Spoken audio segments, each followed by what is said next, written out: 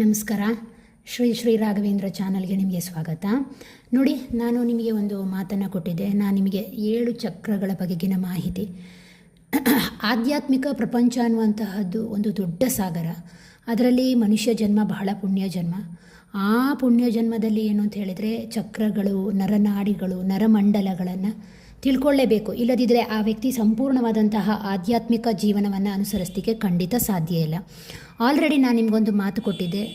7 ಕುಂಡಲಿಗಳ ನಮ್ಮಲ್ಲಿರುವಂತಹ 7 ಚಕ್ರಗಳು ಮತ್ತು ಕುಂಡಲಿನಿ ಶಕ್ತಿಯ ಬಗ್ಗೆ, ಹಾಗೆ ಅದರ ಜೊತೆಗೆ ನರಮಂಡಲಗಳು, ಹಾಗೆ ನರ ವ್ಯೂಹಗಳು, ಅದರ ಜೊತೆಗೆ ನಮ್ಮಲ್ಲಿರುವಂತಹ ನಾಡಿಗಳು, ಇದರ ಬಗ್ಗೆ ನಾವು ತಿಳ್ಕೊಳ್ಳೇಬೇಕು. ಯಾಕೆ ಅಂತ ಹೇಳಿದ್ರೆ ಒಬ್ಬ ಪರಿಪೂರ್ಣವಾದಂತಹ ಮನುಷ್ಯ ಆಗುವಂತಹದ್ದು ಯಾವಾಗ ಅಂತ ಹೇಳಿದರೆ ಅವನು ಆಧ್ಯಾತ್ಮಿಕ ದಾರಿಯಲ್ಲಿ ಸಾಗಿದಾಗ ಮಾತ್ರ. ನೆನಪಿಟ್ಟುಕೊಳ್ಳಿ.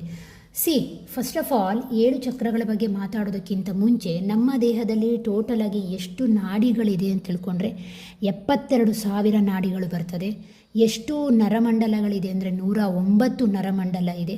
ಹಾಗೆ ಚಕ್ರಗಳು ಎಷ್ಟು ಅಂತ ಹೇಳಿದ್ರೆ, ಟೋಟಲ್ ಚಕ್ರಗಳಲ್ಲಿ ಪ್ರಮುಖವಾದಂತಹ ಚಕ್ರಗಳು ಅಂತ ಹೇಳಿದರೆ 7 ಚಕ್ರಗಳನ್ನು ನಾವು ಪರಿಗಣಿಸ್ತೇವೆ. ಯಾಕೆ ಈ 7 ಚಕ್ರಗಳು ಬೇಕು ನೀವು ಕೇಳ್ಬೋದು. ಇದನ್ನು ತಿಳ್ಕೊಳ್ಳೋದ್ರಿಂದ ಏನು ಅವಶ್ಯಕತೆ ಇದೆ ಅನ್ನುವಂತಹದ್ದು. ಸಹಜವಾಗಿ ಈಗಿನ ಜನ್ರೇಷನ್ಗೆ ಅದರ ಬಗ್ಗೆ ಹೆಚ್ಚು ಮಾಹಿತಿ ಇರಲ್ಲ. 7 ಚಕ್ರಗಳು ಏನಾಗುತ್ತೆ ಅಂತ ಹೇಳಿದ್ರೆ ನಮ್ಮ ಜೀವನದ ವೈಯಕ್ತಿಕ ಸಮಸ್ಯೆಗಳಿಗೆ ಮೂಲ ಕಾರಣ ಆಗಿರುತ್ತೆ. ಎರಡನೇದೇನು ಅಂತ ಹೇಳಿದರೆ ನಮ್ಮ ದೃಷ್ಟಿಕೋನ, ನಮ್ಮ ಆಹಾರ ವಿಹಾರಗಳು ಎಲ್ಲದಕ್ಕೂ ಮೂಲ ಕಾರಣ ಚಕ್ರಗಳೇ ಆಗಿರುತ್ತೆ. ಯಾಕೆ ಅಂತ ಹೇಳಿದರೆ ಚಕ್ರ ಯಾವಾಗ ಬ್ಯಾಲೆನ್ಸನ್ನು ಕಳ್ಕೊಳ್ಳುತ್ತೋ ಅಥವಾ ಚಕ್ರದ ಬ್ಯಾಲೆನ್ಸ್ ತುಂಬ ಕಡಿಮೆ ಆದಾಗ ಅದನ್ನು ಬ್ಲಾಕ್ ಅಂತ ಹೇಳುವಂತಹದ್ದು ತಪ್ಪಾಗ್ತದೆ. ಅದು ಬ್ಯಾಲೆನ್ಸನ್ನು ಕಳ್ಕೊಂಡಾಗ, ಪರ್ಟಿಕ್ಯುಲರ್ ವರ್ಡ್ ಅಂತ ಹೇಳಿದರೆ ಏನಾಗ್ತದೆ ಅಂತ ಹೇಳಿದರೆ ಸಮಸ್ಯೆಗಳು ಬರ್ತಾ ಹೋಗುತ್ತೆ. ಅರಿವಿಲ್ಲದೆ ಸಮಸ್ಯೆಗಳ ಸುಳಿಗೆ ನಮ್ಮನ್ನು ನಾವು ಸಿಕ್ಕಿಕೊಳ್ತಾ ಹೋಗ್ತೇವೆ. ಓಕೆನಾ? ಎಸ್, ಬನ್ನಿ ಹಾಗಾದರೆ ಆ 7 ಚಕ್ರಗಳು ಯಾವುದಿಲ್ಲ ಅದರ ಬಗ್ಗೆ ಮಾಹಿತಿಯನ್ನು ತಿಳ್ಕೊಳ್ಳೋಣ. ಫಸ್ಟ್ ಆಫ್ ಆಲ್ 7 ಚಕ್ರದಲ್ಲಿ ಪ್ರಮುಖವಾದಂತಹ ಮೊದಲನೇ ಚಕ್ರ ಅಂತ ಹೇಳಿದರೆ ಮೂಲಾಧಾರ ಚಕ್ರ. ಈ ಮೂಲಾಧಾರ ಚಕ್ರ ಅನ್ನುವಂತಹದ್ದು ಕಾಣಿಸ್ತದೆ ಅಂದ್ಕೊಳ್ತೇನೆ. ಮೂಲಾಧಾರ ಚಕ್ರ ಅನ್ನುವಂತಹದ್ದು ಯಾವ ಎಲಿಮೆಂಟನ್ನು ತೋರಿಸುತ್ತೆ ಅಂತ ಹೇಳಿದರೆ ಭೂಮಿ, ಅರ್ತ್ ಎಲಿಮೆಂಟನ್ನು ತೋರಿಸುತ್ತೆ. ಇದರ ಬಣ್ಣ ಯಾವುದು ಅಂತ ಹೇಳಿದರೆ ಕೆಂಪು ಬಣ್ಣ. ಹಾಗೆ ಇದರಲ್ಲಿರುವಂತಹ ಒಂದು ಅಕ್ಷರ ಬೀಜ ಮಂತ್ರ, ಇದರ ಬಗ್ಗೆ ನಾವು ಆ್ಯಕ್ಟಿವೇಟ್ ಮಾಡಲಿಕ್ಕೆ ಯಾವ ಬೀಜ ಮಂತ್ರವನ್ನು ಜಪಿಸ್ಬೋದು ಅಂತ ಹೇಳಿದರೆ ಲಮ್ ಎನ್ನುವಂತಹ ಒಂದು ಬೀಜ ಮಂತ್ರವನ್ನು ಜಪಿಸಬಹುದು. ಹೇಳ್ತೇನೆ, ಡೀಟೇಲ್ ಆಗಿ ಹೇಳ್ತೇನೆ. ಫಸ್ಟ್ ಅದರ ಬೇಸನ್ನು ತಿಳ್ಕೊಳ್ಳುವ. ಓಕೆನಾ? ಮೂಲಾಧಾರ ಚಕ್ರ ಅನ್ನುವಂತಹದ್ದು ಎಲ್ಲಿರ್ತದೆ ಮೇಡಮ್ ಅಂತ ಕೇಳಿದರೆ ನಿಮ್ಮ ಅಧೋಕ್ಷ ಭಾಗ ಹಾಗೂ ನಿಮ್ಮ ಜನನಾಂಗದ ಭಾಗದ ನಡುವೆ ಇರುವಂತಹ ಚಕ್ರ ಯಾವುದು ಅಂದರೆ ಮೂಲಾಧಾರ ಚಕ್ರ. ನೆನಪಿಟ್ಟುಕೊಳ್ಳಿ. ನೆಕ್ಸ್ಟ್ ಅದರಿಂದ ಮೇಲೆ ಬಂದಾಗ ಸ್ವಾದಿಷ್ಠಾನ ಚಕ್ರ ಬರ್ತದೆ. ಇದು ಯಾವ ಎಲಿಮೆಂಟನ್ನು ಹೇಳುತ್ತೆ ಅಂತ ಹೇಳಿದ್ರೆ ವಾಟರ್ ಎಲಿಮೆಂಟ್, ಅಂದರೆ ನೀರನ್ನು ರೆಪ್ರೆಸೆಂಟ್ ಮಾಡ್ತದೆ. ಇದು ಯಾವ ಕಲರಲ್ಲಿ ಇರ್ತದೆ, ಇದರ ಬಣ್ಣ ಯಾವುದು ಅಂತ ಕೇಳಿದರೆ ಕೇಸರಿ ಬಣ್ಣವನ್ನು ಇದು ತೋರಿಸ್ತದೆ. ಇದರ ಒಂದು ಬೀಜಾಕ್ಷರ ಯಾವುದು ಅಂದರೆ ವಮ್. ಇದು ಎಲ್ಲಿ ಇರ್ತದೆ ಅಂದರೆ ನಮ್ಮ ಜನನಾಂಗದ ಭಾಗ ಮತ್ತು ನಮ್ಮ ಮೂಳೆಗಳ ಸರಪಳಿಯ ಕೆಳಗಿನ ಭಾಗ. ಆ ನರಗಳು ಮತ್ತು ಮೂಳೆಗಳು ಇರುವಂತಹ ಶ್ರೇಣಿ ಭಾಗ ಇರ್ತದಲ್ಲ, ಆ ಭಾಗದಲ್ಲಿ ಈ ಚಕ್ರ ಇರ್ತದೆ. ಓಕೆನಾ? ನೆಕ್ಸ್ಟ್ ಬರುವಂತಹದ್ದು ಯಾವುದು ಅಂದರೆ ಮಣಿಪುರ ಚಕ್ರ. ಈ ಮಣಿಪುರ ಚಕ್ರ ಯಾವ ಒಂದು ಎಲಿಮೆಂಟನ್ನು, ಮೂಲ ತತ್ವವನ್ನು ಹೇಳುತ್ತೆ ಅಂತ ಹೇಳಿದರೆ ಬೆಂಕಿ. ಮಣಿಪುರ ಚಕ್ರ ಅನ್ನುವಂತಹದ್ದು ಇದರ ಬಣ್ಣ ಯಾವುದು ಅಂತ ಕೇಳಿದರೆ ಹಳದಿ ಬಣ್ಣವನ್ನು ಇದು ಸೂಚನೆ ಕೊಡುತ್ತೆ. ಇದು ಎಲ್ಲಿರುತ್ತೆ? ನಮ್ಮ ಹೊಕ್ಕಳಿನ ಸ್ವಲ್ಪ ಮೇಲ್ಭಾಗದಲ್ಲಿ ಈ ಮಣಿಪುರ ಚಕ್ರ ಪ್ರಧಾನವಾಗಿ ಅಲ್ಲಿಯೇ ಇರುವಂತಹದ್ದು. ನೆಕ್ಸ್ಟ್ ಬನ್ನಿ ಅನಾಹತ ಚಕ್ರ. ಅನಾಹತ ಚಕ್ರ ಅಂತ ಹೇಳಿದಾಗ ಇದರ ಪ್ರಧಾನ ತತ್ವ ಗಾಳಿ. ಇದು ಯಾವ ಬಣ್ಣವನ್ನು ಕೂಡಿರುತ್ತೆ ಅಂತ ಹೇಳಿದರೆ ಹಸಿರು ಅಥವಾ ಗುಲಾಬಿಯಿಂದ ನಾವು ಇದನ್ನು ರೆಪ್ರೆಸೆಂಟ್ ಮಾಡ್ತೇವೆ. ಇದರ ಒಂದು ಬೀಜಾಕ್ಷರ ಬಂದು ಎಂ ಅಂತ ಇದರ ಬೀಜಾಕ್ಷರ. ಆಯಿತಾ?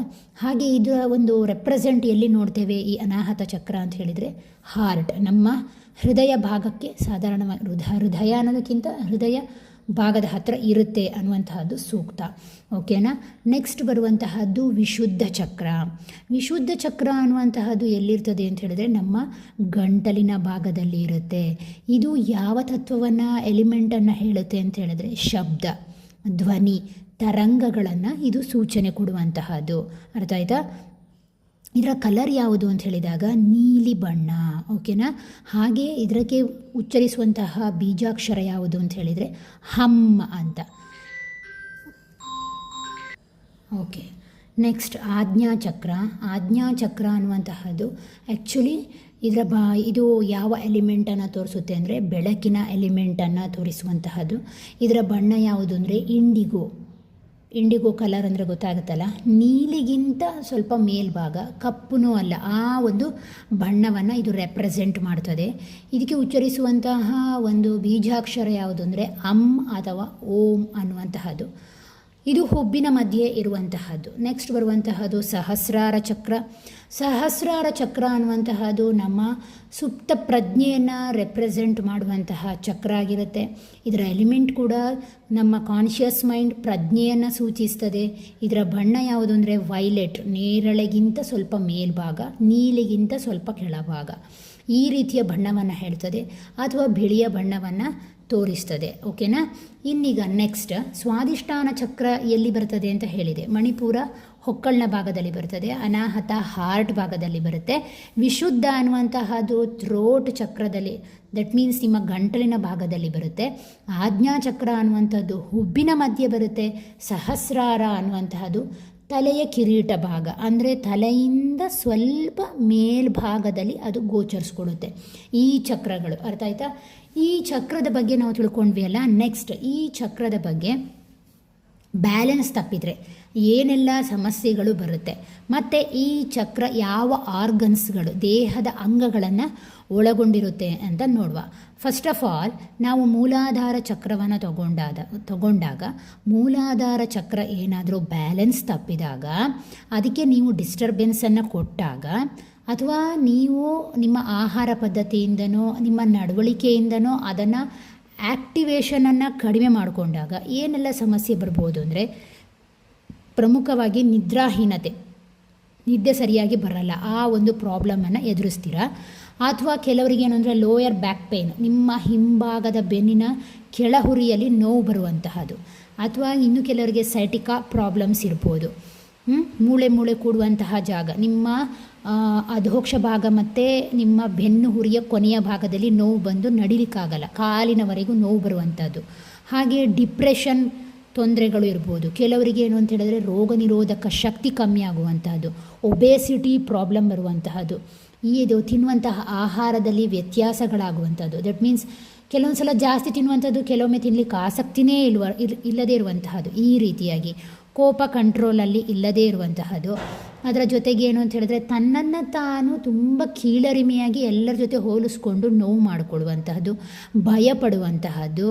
ಹಾಗೆ ಅದು ಇನ್ಸೆಕ್ಯೂರಿಟಿ, ಅಭದ್ರತೆ, ಭಾವನೆಗಳ ವಿಚಾರದಲ್ಲಿ ಅಭದ್ರತೆಯನ್ನು ತೋರಿಸುವಂತಹದ್ದು.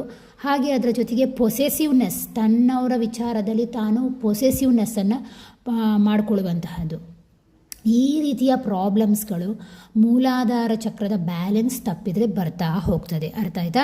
ಇದಕ್ಕೆ ನಾವೇನು ಮಾಡ್ಬೋದು ಅಂತ ಹೇಳಿದ್ರೆ ಯೋಗಾಸನ ವಿಭಾಗಕ್ಕೆ ಫಸ್ಟ್ ಹೋಗುವ. ಇದರಲ್ಲಿ ಕೆಲವು ಯೋಗಾಸನಗಳನ್ನು ಮೆನ್ಷನ್ ಮಾಡ್ತಾರೆ. ಅದು ತಾಡಾಸನ, ಪರ್ವತಾಸನ ಅಥವಾ ಹಸ್ತಪಾದಾಸನ ಅಥವಾ ಸೇತುಬಂಧಾಸನ. ಇದನ್ನು ನೀವು ಗೂಗಲಲ್ಲಿ ಹುಡುಕಿದ್ರು ಈ ಆಸನಗಳು ಸಿಗ್ತದೆ. ಅಥವಾ ಎಕ್ಸಸೈಸ್ ಮಾಡುವವರಾದರೆ ಇದನ್ನು ಮಾಡ್ಕೊಳ್ಳಿ, ನಿಮ್ಮ ಮೂಲಾಧಾರ ಚಕ್ರ ಬ್ಯಾಲೆನ್ಸಿಗೆ ಬರುತ್ತೆ. ಓಕೆನಾ? ಇದಕ್ಕೆ ಸಂಬಂಧಪಟ್ಟ ಅಂಗಗಳು ಯಾವುದೆಲ್ಲ, ಯಾವ ಅಂಗವನ್ನು ಈ ಮೂಲಾಧಾರ ಚಕ್ರ ರೆಪ್ರೆಸೆಂಟ್ ಮಾಡ್ತದೆ ಅಂತ ಹೇಳಿದರೆ, ನಿಮ್ಮ ಒಂದು ಜನನಾಂಗ, ಅರ್ಥ ಆಯ್ತಾ, ಒಂದು ಅದನ್ನು ಹೇಳುತ್ತೆ. ಇನ್ನೊಂದು ಯಾವುದು ಅಂತ ಹೇಳಿದ್ರೆ ನಿಮ್ಮ ಹೊಟ್ಟೆಯನ್ನು ಅದು ರೆಪ್ರೆಸೆಂಟ್ ಮಾಡುವಂಥದ್ದು, ಹೊಟ್ಟೆಯ ಭಾಗ ಇರ್ಬೋದು, ನಿಮ್ಮ ಕರುಳಿನ ಭಾಗ, ಹಾಗೆ ಅದರ ಜೊತೆಗೆ ಲಿವರ್ ಇರ್ಬೋದು, ಗಾಲ್ ಬ್ಲ್ಯಾಡರ್ ಇರ್ಬೋದು, ಕಿಡ್ನಿ ಇರ್ಬೋದು, ಪ್ಯಾಂಕ್ರಿಯಾಸ್ ಇರ್ಬೋದು, ಅಥವಾ ನಿಮ್ಮ ಏನು ಅಂತ ಹೇಳಿದ್ರೆ ಮಿಡ್ಲ್ ಸ್ಪೈನ್, ಅಂದರೆ ದಟ್ ಮೀನ್ಸ್ ಏನಂದರೆ ಮೂಳೆಯ ಮಧ್ಯಭಾಗವನ್ನು ಹೇಳುತ್ತೆ, ಮೂಳೆಯ ಜೋಡಣೆಯ ಮಧ್ಯಭಾಗಗಳು.